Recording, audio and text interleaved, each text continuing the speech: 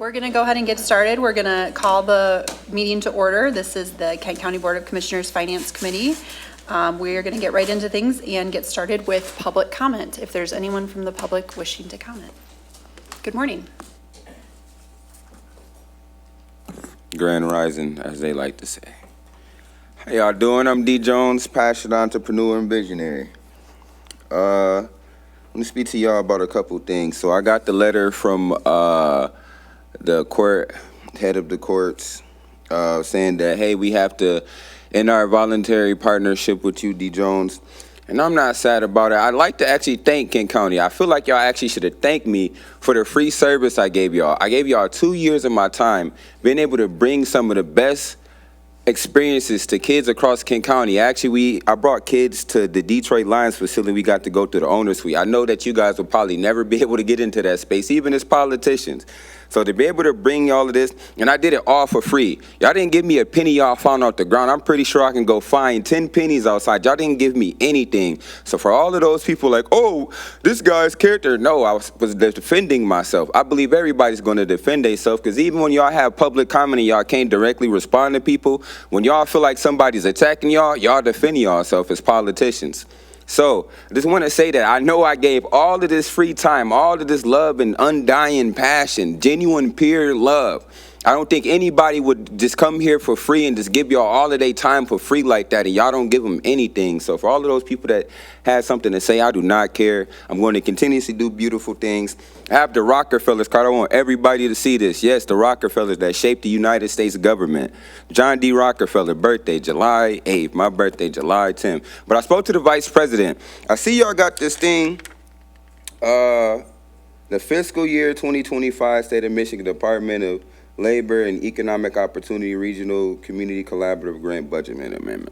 So D. Jones is actually helping bring the largest state finals, actually one of the largest state finals in the United States in person during Comic-Con. So when we talk about regional finals, we're going to be having the largest regional finals, colleges and universities all across the United States, bigger than what I know a lot of you guys can even imagine is going to even happen in Kent County. At the 5th largest event, we're going to bring an additional 1,000 people into one room at the DeVos place. I am going to be speaking to DeVos's the next time I see him about my brother being stumped unconscious in front of their hotel, because I would love to speak to them about that. It's crazy. Y'all wouldn't even give me the same due diligence. I sat there and watched my brother get stumped unconscious and they stole my mom's phone. It's crazy, though. This is what we got to deal with in Kent County. Can't wait to speak to the DeVos's about my brother being stumped unconscious in front of their hotel across the street. But thank you, Kent County. Thank you for showing your character, because I've been nothing but strong and genuine, and silence is violence too. Y'all been very silent about a lot of social issues, and I'm going to stand on all business, because that's all I know. I'm not a prideful, egotistical person, but I never forget y'all silence either, because I think that speaks louder than me defending myself. Thank you. Thank you. Is there anyone else from the public that wishes to comment this morning? Seeing none, we will move on to our next item, which is the consent agenda. Is there a motion for the consent agenda? So moved. Moved by Commissioner Green, supported by Commissioner Oliver King. Any questions or comments on the consent agenda? Okay, seeing none, all those in favor say aye. Aye. Those opposed, nay. Motion passes. That takes us on to our agenda items. We will begin with the first item, 4A from Fiscal Services, 2026 grant acceptance. Action requested. Recommend to the Board of Commissioners to accept the fiscal year 2025 grants for budgets beginning October 1, 2025, and to authorize the board chair or designee, purchasing manager, department director, a member of the judiciary, or an elected official as necessary and applicable to execute the grant agreements, approve extensions and amendments. The board chair or designee may also approve increases to the grant appropriations not to exceed 15% of the original awards. And we can see all the amounts down below. I won't read those at this time. And prior to signature, Corporate Counsel will review and approve all documents. Is there a motion for this item? Moved by Commissioner McLeod, supported by Commissioner Oliver King. Any questions or comments? Okay, seeing none, all those in favor say aye. Aye. Those opposed say nay. Motion passes. That takes us to item B from the Administrator's Office, the Fiscal Year 2026 General Appropriations Act. Action requested. Recommend to the Board of Commissioners to approve the FY 2026 General Appropriations Act as the official budget for FY 2026. Summary, it is the responsibility of the County Administrator Controller to prepare an annual operating and capital improvement program budget for the county, and the fiscal year 2026 budget has been submitted to the Finance Committee for approval. Pursuant to state statute, a public hearing on the proposed budget will be held on August 14, 2025, and the appropriate public notice was published. The Finance Committee and the full board have reviewed the fiscal year 2026 budget in detail. Estimated total appropriations for the various fund types are proposed as follows. General Fund, $254,805,056. Special Revenue Funds, $250,425,054, for a total of $505,230,110. In September 2025, the Board of Commissioners will be requested to authorize 1.9432 mills for voter-approved dedicated millages, which has been used as the basis for preparing the fiscal year 2026 budget. In May 2026, the Board of Commissioners will be requested to authorize a general property tax levy on real and personal property within the county upon the equalized tax roll to support county general operations in FY 2026. This request includes the addition of 16 positions, 15.7 FTEs, as recommended by the Operations and Policy Committee on March 18, 2025. Is there a motion for this item? So moved. Moved by Commissioner Green. Is there support? Supported by Commissioner Oliver King. Questions or comments on this item? Okay, seeing none. All those in favor say aye.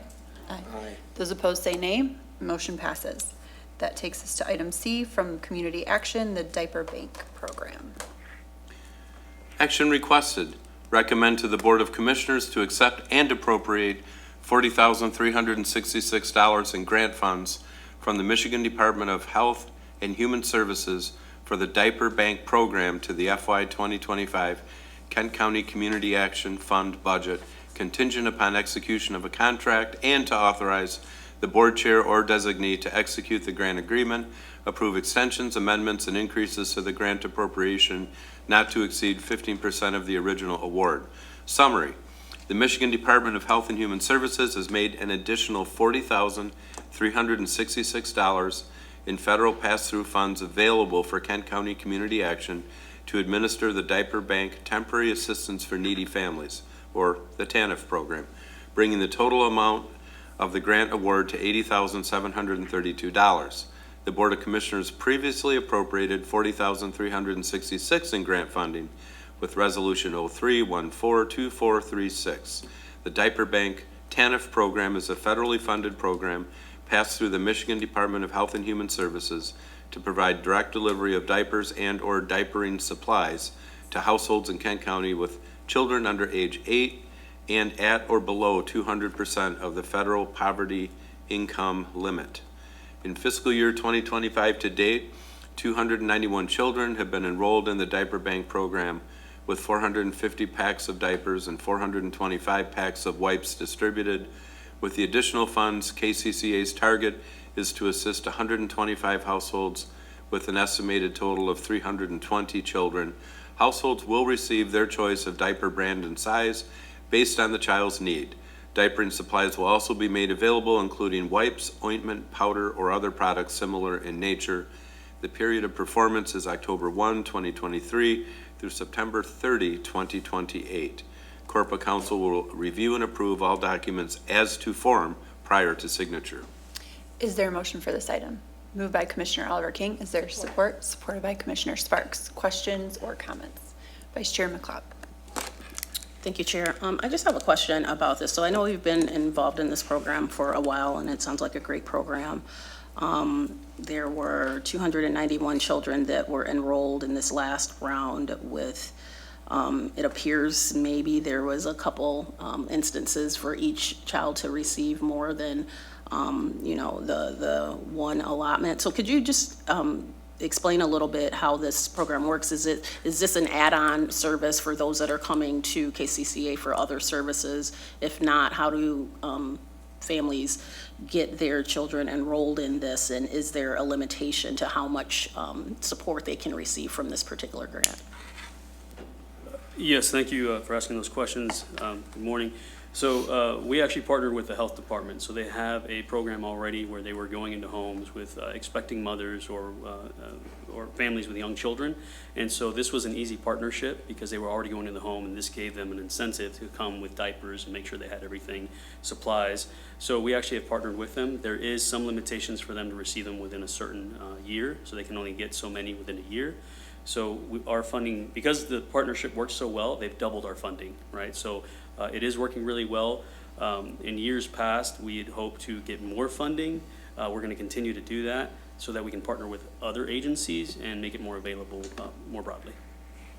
And just to follow up, so that's really great that it's a partnership with the health department. And just so I understand, we're not talking about like a small pack of diapers. We're talking about like a box of diapers, like a bigger box that includes like multiple packs? Correct. Okay, all right, great, thank you.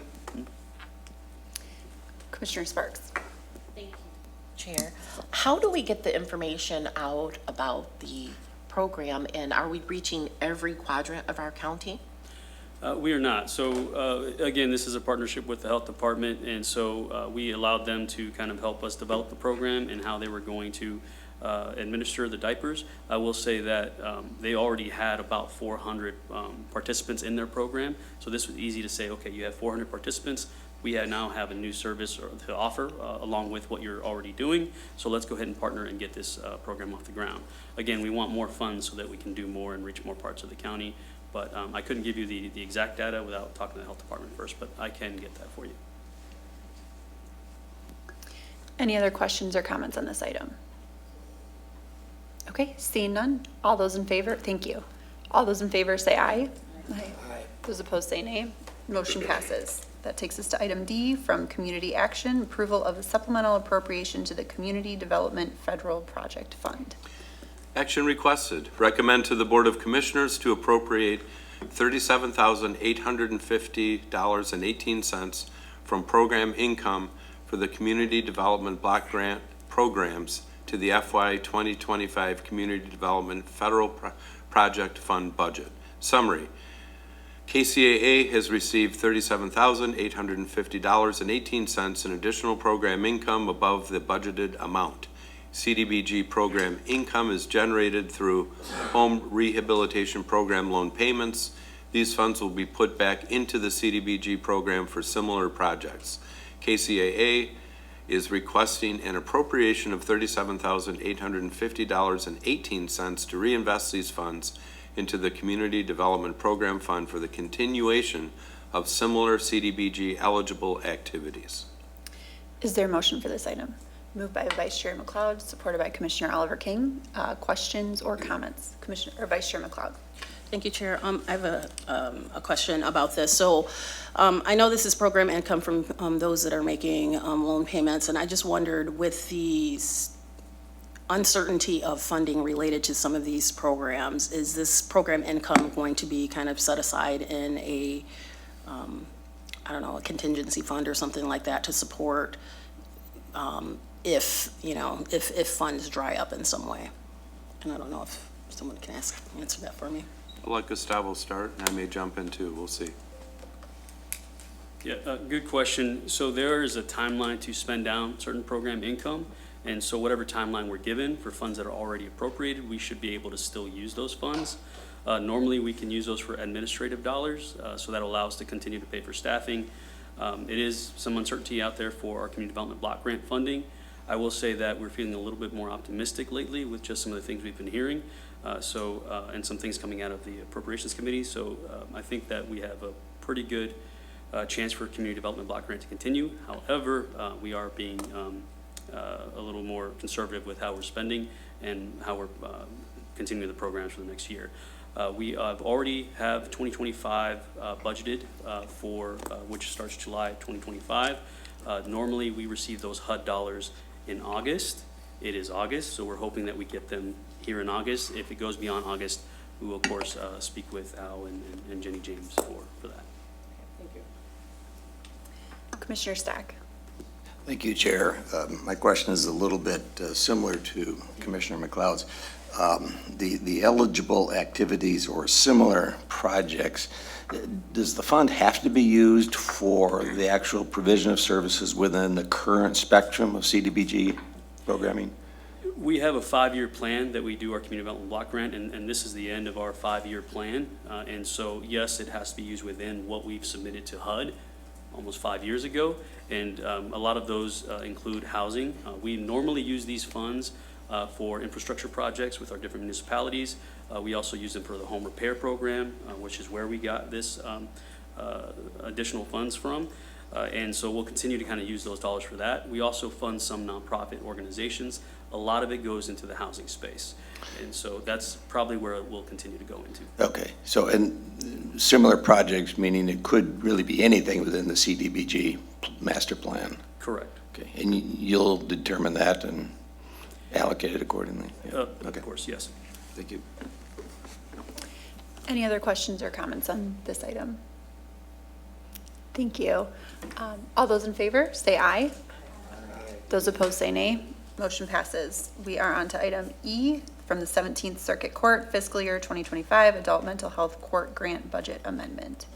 Action requested. Recommend to the Board of Commissioners to accept and appropriate an additional $55,604 from the Michigan State Court Administrative Office, fondly referred to as SCAO, to the FY 2025 Adult Mental Health Court Grant Budget in the Special Projects Fund, and to authorize the Board Chair or Circuit Court Administrator to execute the grant agreement, approve extensions and amendments. The Board Chair or designee may also increase the grant appropriation not to exceed 15% of the award. Summary: SCAO provides funding for a mental health court, which is a specialized court docket for certain defendants with mental illness that substitutes a problem-solving model for traditional criminal court proceedings. The Board appropriated $170,000 of SCAO funds to the FY 2025 Adult Mental Health Court Grant Budget via Resolution 822-2494. In November 2024, SCAO awarded Kent County an additional $30,405 for fiscal year 2025 via Resolution 1121-24-127, primarily for drug testing due to both rising costs and an increased number of participants being tested, an increase in grant coordinator hours, an increase in contractual services costs, an increase in the costs and hours dedicated to community monitoring, and an increase for additional training and travel, bringing the total award to $200,405. SCAO has since awarded Kent County an additional $55,604 for FY 2025, primarily for contractual service costs and grant coordinator hours, due to both rising service costs and an increased number of participants, an increase in drug testing due to an increased number of participants being tested, and an increase in testing costs, and an increase in transitional housing support to accommodate new participants, bringing the total award to $256,009. An additional appropriation of $55,604 is recommended. The grant term is October 1, 2024 to September 30, 2025. Is there a motion for this item moved by Commissioner Sparks, supported by Commissioner Stack? Questions or comments on this item? Commissioner Stack. Thank you, Chair. I guess, I'm not sure who's here to respond to this one, you, Al, or? We have court staff available. Good. Good morning. Good morning, Terry Clark. So I guess my question is, the 55,000 is pursuant to our request to the state because of our additional needs. So I'm assuming at this point, we've concluded that we're fully funded for what we anticipate for this coming year? We believe so. So with the federal funding not being available and currently not being posted either for 2026, we will definitely have sufficient funds to serve 20 people with the additional dollars. So we feel really good about that. We're continuing to see what the federal government's going to be doing and what they're going to put out for notice of awards. So we shall see. They have yet to post anything. So is our level of activity regulated and controlled more by the available funding or the need that we're addressing? I would say we are driven by need. Okay. And the state's been very supportive of the work we've been doing in Kent County, and so have really worked hard to try to get us what we need to, so we can maintain that level of care and monitoring. So to the extent that we have individuals identified in the system that are appropriate for this program, those individuals are all being able to be served in some level. They are, and we also fell a little bit short because when we did not get that federal funding, we had 40. And we did not want to displace any of them or terminate their participation. So we carried those additional 20 up until, I think, last month, which obviously was more expensive than functioning on a minimal budget for 20. Okay. Well, good. I think it's a great program. Look forward to seeing some more reporting about, what's It's the that longer-term time. impact. So. Annual Thank you. reports. Yeah. All right. Vice Chair McLeod. Thank you, Chair. So this is a great program, and I would hate to see it go by the wayside if funding doesn't materialize. So what is the plan, and if the funding is not renewed for this? Do all these people go back into the system and have to go through the process of whatever their sentencing was, and as if this never happened? I'm trying to understand, like, what happens to these people if the funding is not renewed? Well, first, we do have renewed funding for next year. SCAO is very bought into this model, and they are wanting it to spread it throughout the state. So we are actually secured for the 256 for next year. So no one's going anywhere. If the program were to dissolve, there's a few options. One is if they might meet the criteria for another treatment court. Otherwise, they would go back into the traditional probation and criminal justice system. Our guys and gals are jail and prison bound, so they would be sentenced to the original charge, and there wouldn't be an option for a dismissal or a reduction down to a misdemeanor charge and remaining in the community. Any other questions or comments on this item? Thank you. Okay, all those in favor say aye. Aye. Those opposed say nay. Motion carries. That takes us to item F from the Administrator's Office, fiscal year 2025, State of Michigan Department of Labor and Economic Opportunity Regional Community Collaborative Grant Budget Amendment. Okay, let me, okay. For some reason, it's not pulling up crisply. Oh, here, I got it.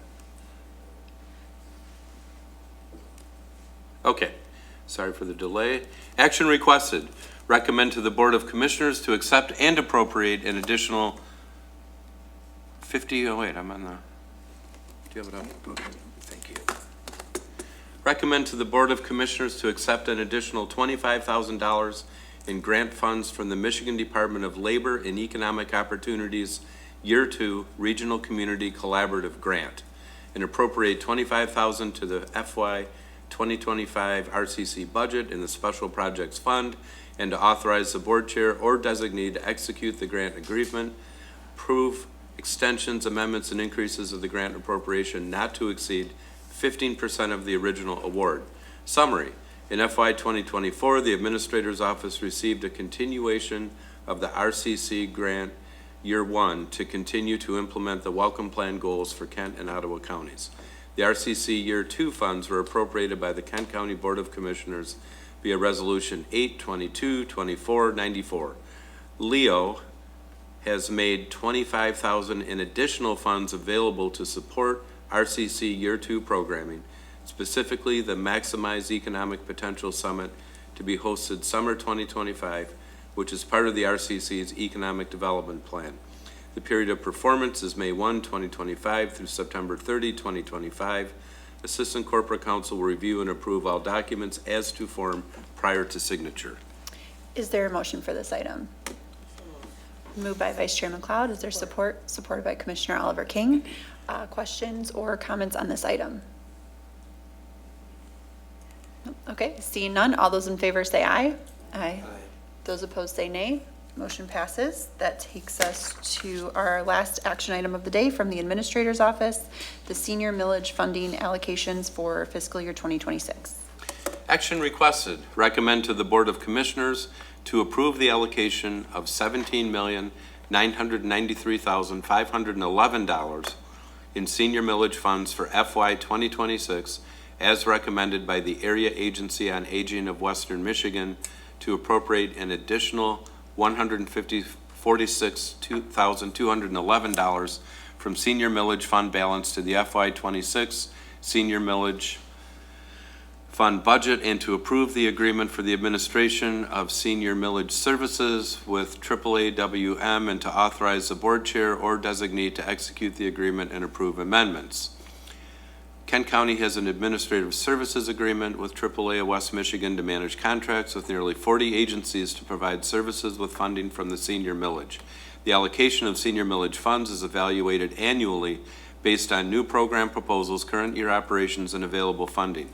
The Kent County Senior Millage Review Committee evaluated 2026 funding requests and recommended funding for each service.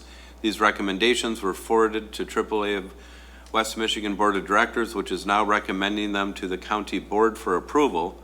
The FY 2026 recommended allocation includes $17,993,511 for programs in the following service categories: priority, supportive, access, general, and miscellaneous, and $803,129 for administration. The FY 2026 recommended allocation requires an additional appropriation of $146,211 in the FY 26 senior millage fund budget. In FY 24, the senior millage provided services and programming for 20,439 unduplicated clients, nearly 6,000 of whom were low income, over 5,000 reported living alone, and more than 1,600 were veterans. Assistant Corporate Counsel will review and approve the Senior Millage Administrative Services Agreement as to form. Is there a motion for this item? Moved by Commissioner Sparks, supported by Commissioner Halsted. Questions or comments? Vice Chair McLeod. Thank you, Chair. I just wanted to say that I think that, so sitting on the Senior Millage Review Committee is a great honor, and I think that the community that's involved in that, that committee really pays attention to what's happening in the community, the senior community, and they were very adamant about us making sure that we prioritize the things that seniors really need. And so I'm supportive of this motion, and I just really wanted to thank those that at Area Aging of West Michigan, as well as the Senior Millage Review Committee for the work that they've done to ensure that the taxpayer dollars that are funding this work is going to good use. And I can say, you know, we get on that review committee, we get a lot of information to really highlight what's happening with these dollars and how they're being used and how they're changing seniors' lives to allow them to be able to live in place and operate as much as they can independently. And this is just something that I think we should continue to support, even if funding dries up in some areas. Like, this is something that I feel like the residents of Kent County are really benefiting from, and I'm excited about the opportunity to be able to expand these services to the areas where they're not being utilized quite as much as well. Thank you. Any other? Commissioner Stark. Thank you, Chair. I also have had the benefit of being able to serve on that committee for many years and enjoyed it immensely, in part because it gives us a great insight into the very diverse response our community has to many of the demands and needs for our seniors. And fortunately or unfortunately, we're not subject to any state or federal funding decisions on this. This is all our local dollars, so it's all on us. I do have a question, and I see that we have some representatives here. Transportation services has been an issue that has always been one that we've wrestled with at that committee level. It's also one that we continue to wrestle with at other levels across the committee. What do you see as the future changes or direction for transportation services through this program? So we're in a unique spot right now for transportation because we are having to increase our baseline unit rates to keep up with the cost of, quite frankly, just staffing drivers. So what that equates to is while the funding is increasing, the actual rides are staying flat or decreasing in some instances because that unit rate is rising due to some of the costs we've seen throughout just general wages and inflation, so on and so forth. Where I see our transportation going is I see us needing to expand more possibly on a contract basis. So through our purchase of service programs, we've actually started working on a one-on-one basis with a wider array of partners to contract based off need. So what I mean by that is if we have a resident, say in Cedar Springs, that needs to get down to this location, we would look to have a contract in place and pay at a per diem rate for that trip to take place. Instead of asking them to be out on the road consistently, we're trying to be more intentional with that. And I see us moving that mindset more so to the RideLink program as well. When they're running vehicles on a daily basis, but maybe those vehicles are only having 2 to 3 participants on them at a time, it's extremely costly for them to keep that in service. So we got to try to look how we can drive that service cost down. Maintaining those vehicles is a high expense as well. So if we can be more intentional with that, I think that's the path forward, I would say, at least for the coming 2 to 3 years. Good. And thank you for your participation in the Mobility Task Force where you bring your magic solutions to us. We try. Are there any other questions or comments on this item? Thank you. Thank you. Okay, all those in favor say aye. Aye. Those opposed say nay. Motion passes. We are on to miscellaneous. Is there any commissioner miscellaneous this morning? Okay, seeing none, we are adjourned. Thank you.